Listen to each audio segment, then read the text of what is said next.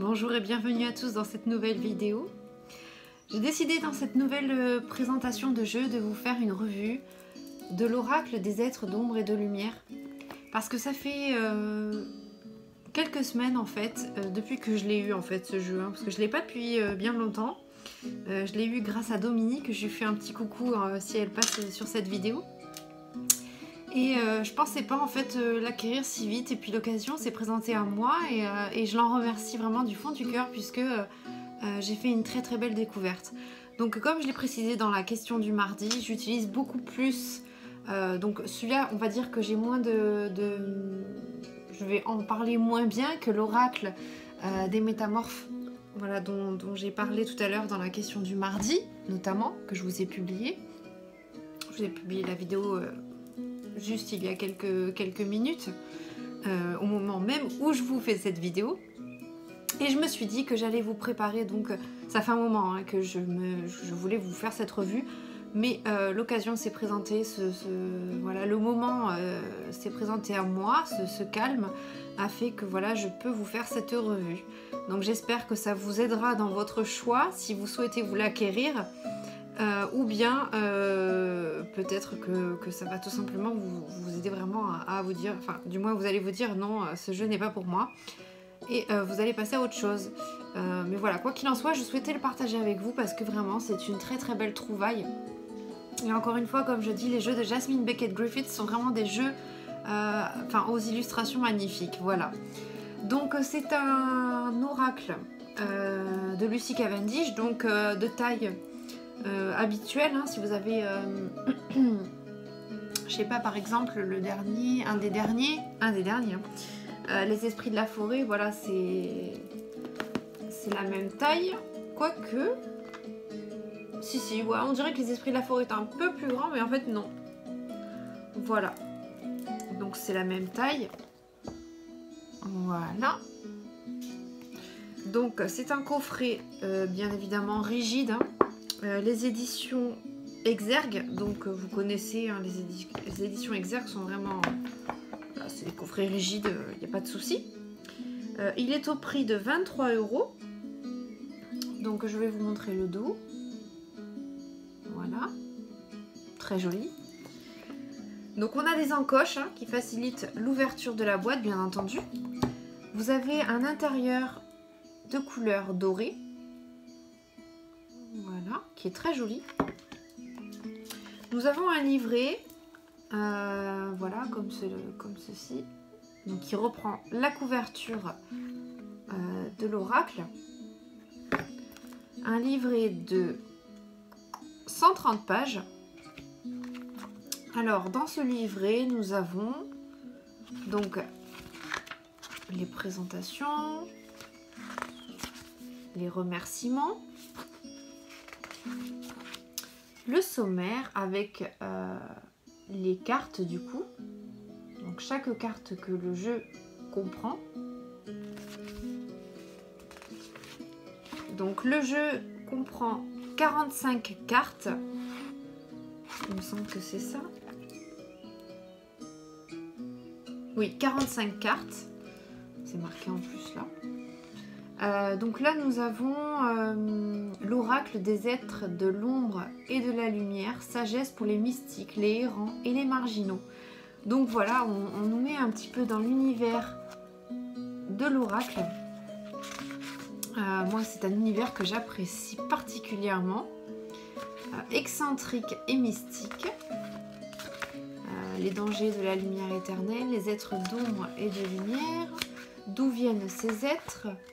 Comment se servir de l'oracle des êtres de l'ombre et de la lumière? Comment effectuer un tirage? Donc là, 3 tirages avec l'oracle des êtres de l'ombre et de la lumière. Donc tirage simple. Donc ça, c'est le tirage habituel, donc passé, présent, futur. Que vous connaissez maintenant très bien, je suppose. Vous avez le tirage simple en forme de croix celtique. Voilà, comme ceci. Donc le numéro 1 Soi, le centre, 2 R Est, 3 Feu Sud, 4 Au Ouest et 5 Terre Nord. faites pause hein, si vous souhaitez voir les tirages. Voilà. Donc nous avons le tirage caché et révélé. 1, 2, 3, 4. Comme ceci. Voilà.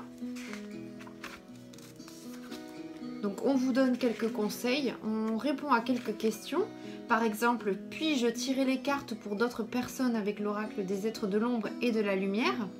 À quelle fréquence puis-je me tirer les cartes?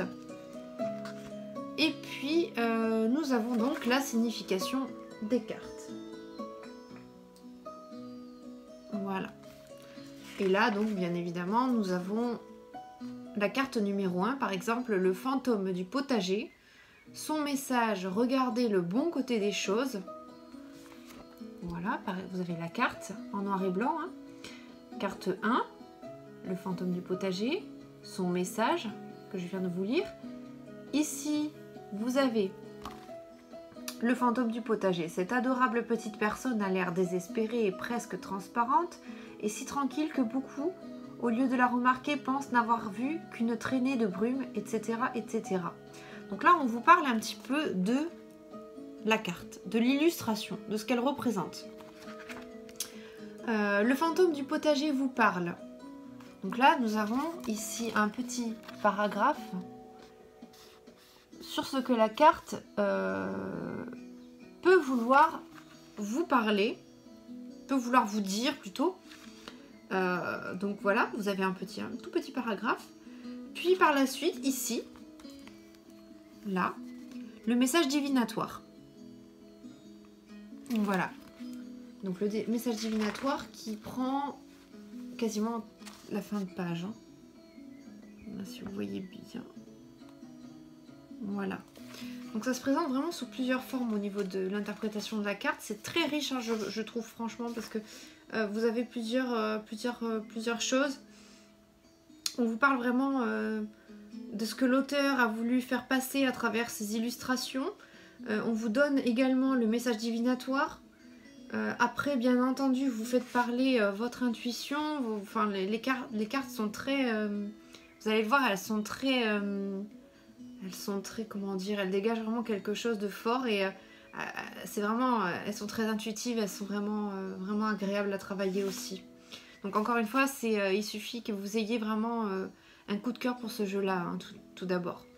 Donc même chose pour chaque carte, en fait, vous avez 2 pages. À peu près, ouais, 2 pages pour chaque carte. Voilà pour la 2. Donc la fée absinthe, la fée du fanal, et ainsi de suite. Donc c'est comme ça pour toutes. Ah, j'ai encore ma carte qui est restée dans le livret. Donc pour toutes les cartes, vous avez à peu près 2 pages. Je vois que celle-ci, par exemple, nous avons l'ange de los muertos, la carte 16. Vous voyez, par exemple, il y a une page comme ceci, puis hop, vous avez celle-ci plus celle-ci. Voilà, on a quand même pas mal d'informations sur ce livret, je trouve. Voilà, enfin moi personnellement, j'ai jamais été trop déçue des livrets de Lucy Cavendish. Ils sont vraiment très complets, je trouve. Voilà, ce n'est que mon avis encore une fois, mais vraiment, je trouve, j'aime beaucoup, surtout ces jeux-là. Donc à la fin, je cherche, voilà. À propos de l'auteur, donc nous avons de nouveau, nous retrouvons Lucy Cavendish. Nous avons une petite photo de Lucy Cavendish et nous avons, voilà, un petit résumé sur Lucy. Et à propos de l'illustratrice, donc Jasmine Beckett Griffiths, voilà, on nous donne encore des petites, voilà, une mini biographie, voilà. Voilà, tout simplement. Et le livret se termine. Donc il se présente comme ceci. Voilà. Donc on va passer aux cartes. Elles ne sont pas dans l'ordre. Ce n'est pas grave au final. Donc vous avez, alors c'est ce que j'ai beaucoup apprécié sur ce jeu. Ça change un peu. Des tranches argentées. Voilà. J'adore. C'est super joli. Alors le jeu n'est pas neuf, je crois. Donc du coup il est... Et voilà, ça brille, oui ça brille quand même. Voilà. Donc le dos. Très joli. Et je vais vous montrer les cartes qui sont magnifiques. Alors nous avons Marie Mascarade.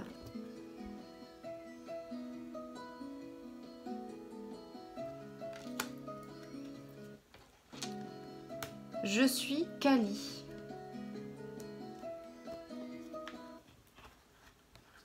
Alors ce que je vais faire, je vais peut-être les mettre comme ça. L'ange de los muertos. La tombe découverte. La fée solitaire.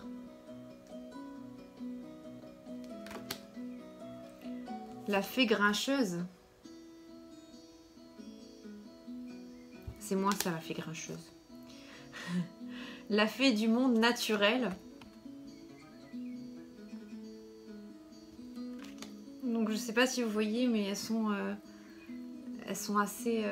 les illustrations sont très particulières, mais elles sont... Enfin moi je trouve qu'elles parlent énormément, elles sont vachement... Elles sont agréables ces cartes.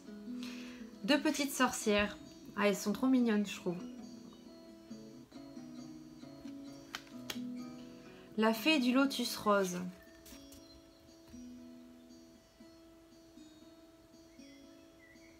Voilà. La robe alchimique, libérez votre pouvoir. Donc ça, de nouveau, nous retrouvons la couverture de l'oracle ainsi que du livret. Que j'adore, c'est magnifique. La fée des cœurs brisés.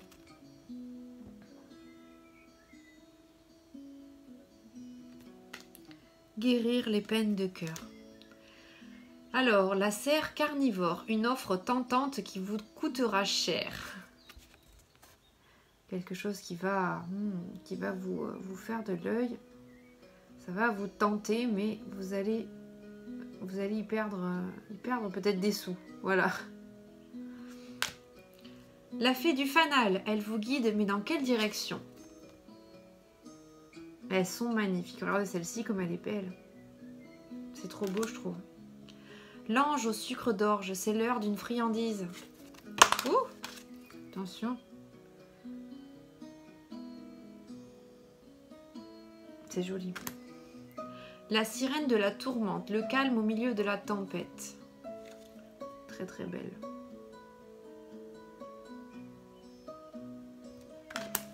Amara l'hawaïenne, l'esprit aloha.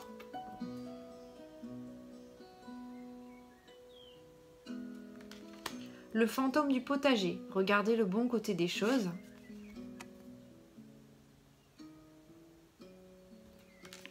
La sirène de l'éclipse, une importante modification énergétique. Donc on voit l'éclipse derrière. L'ange mauve, le point du jour.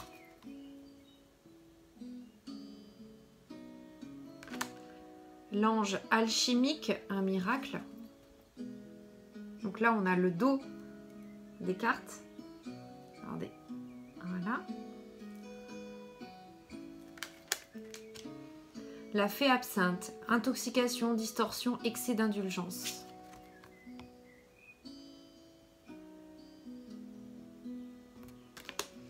L'ange des neiges. Donc ça, c'est... Les signes sont déjà là. Alors ça, c'est les fantômes sans visage et la fille hantée. Les fantômes vivants. Intéressant. Très, très intéressant.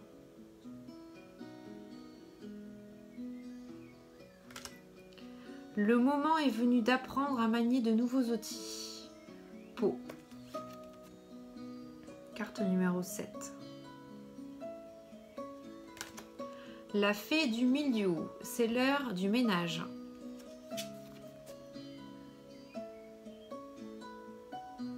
On fait le ménage, le renouveau. Les trois sœurs sorcières, le pouvoir du 3. C'est comme Charmette, ça, le pouvoir des 3. Vaudou en bleu, reculer. Donc là, on vous fait comprendre on vous montre qu'il faut être très méfiant.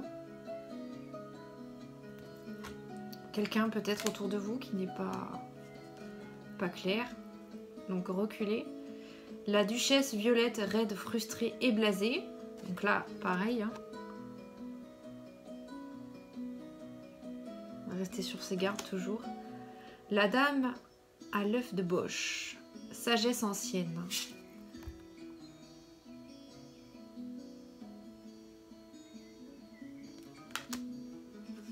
J'ai mon bébé chat qui dort juste à côté. Je vous montrerai après.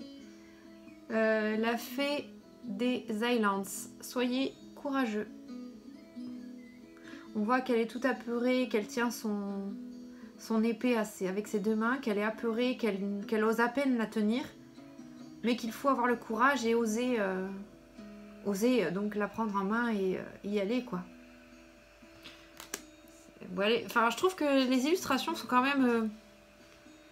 elles nous guident pas mal quand même. La citrouille mécanique, une idée fantastique, un eureka.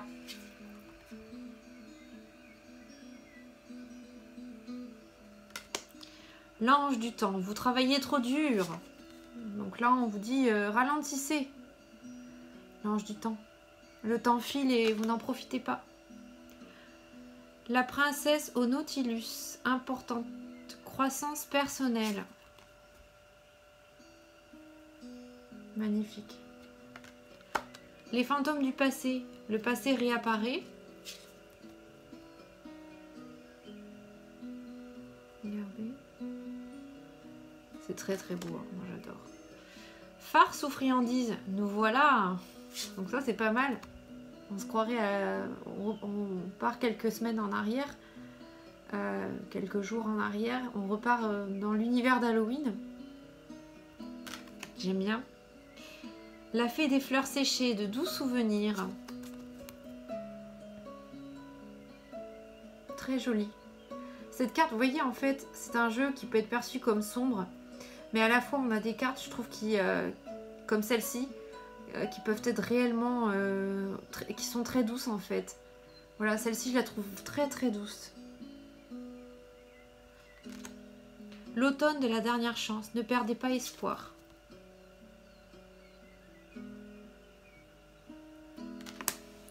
La sorcière de la fin du monde. Une fin importante, un nouveau départ.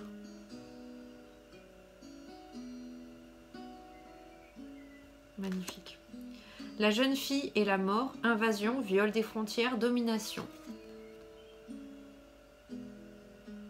Très belle aussi. Hein. Elles sont très parlantes ces cartes. L'ange de l'ouragan. Heure de croyance. De style de vie et d'attitude.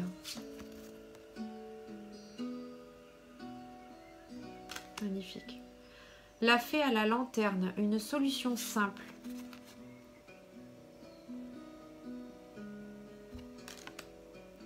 La sirène des égouts, vous possédez une sensualité magnifique.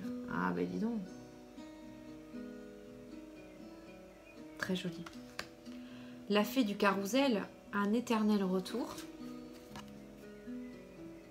Bah oui, parce que le carrousel il tourne en rond en fait. Logique. Étrange Valentine, l'amour est étrange.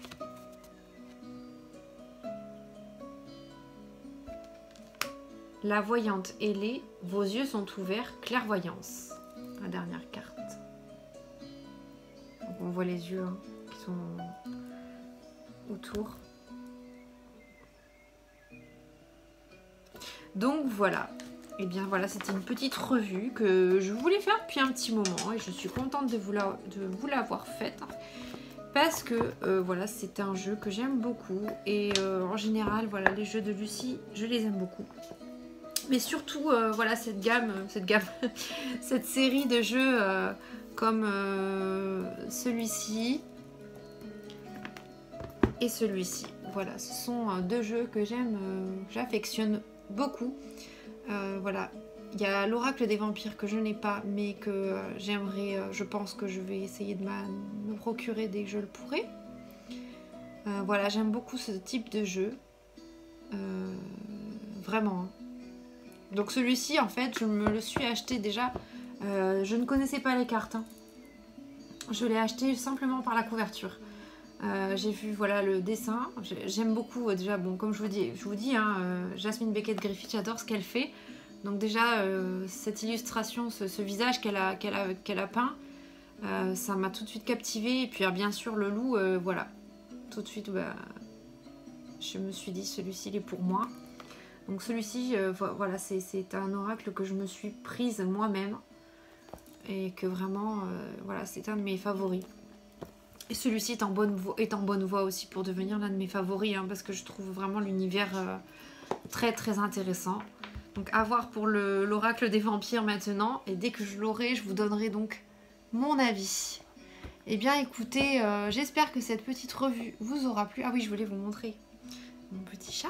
Alors, attendez, je vais bouger la caméra, je vais essayer de pas trop faire de remous.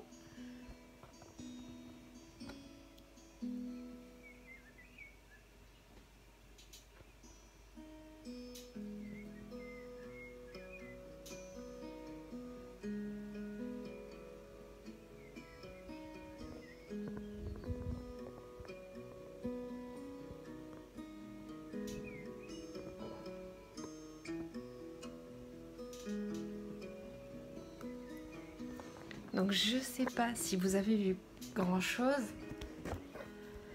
J'ai essayé de vous montrer vraiment parce que je ne veux pas la réveiller, elle dort. Elle est tout emmitouflée. Je l'ai mis sur mon bureau en fait. Au départ elle s'était endormie dans les cartes et dans les bouquins. Et ça m'embêtait un petit peu parce que du coup j'arrivais plus à accéder à mon bureau. Donc je suis allée lui chercher sa petite couverture, son petit plaid. Et je l'ai emmitouflée dans le coin. Et puis du coup elle s'est endormie dedans et voilà, j'ai refermé son plaid par-dessus et voilà, elle s'est endormie, la demoiselle malheureuse, hein. Voilà, bien écoutez, j'espère que ce partage, cette revue vous aura plu et que ça vous aura peut-être aidé dans votre choix futur de l'acquérir ou pas. Mais quoi qu'il en soit, voilà, c'est un jeu qui mérite quand même aussi d'être vu et qui mérite aussi qu'on lui accorde un peu de temps pour qu'on l'apprivoise aussi, parce qu'il est très spécial. Pour certains, c'est vrai que c'est des jeux qui ne parlent pas du tout, mais restez ouverts, essayez quand même de voir à travers, parce qu'il est très très intéressant. Voilà, et bien écoutez, je vous souhaite à tous une bonne fin de journée, ou une bonne soirée, ou une bonne nuit, hein, suivant le temps où vous regarderez cette vidéo, et je vous dis donc à très bientôt pour une nouvelle revue ou une nouvelle vidéo. À bientôt, bye bye.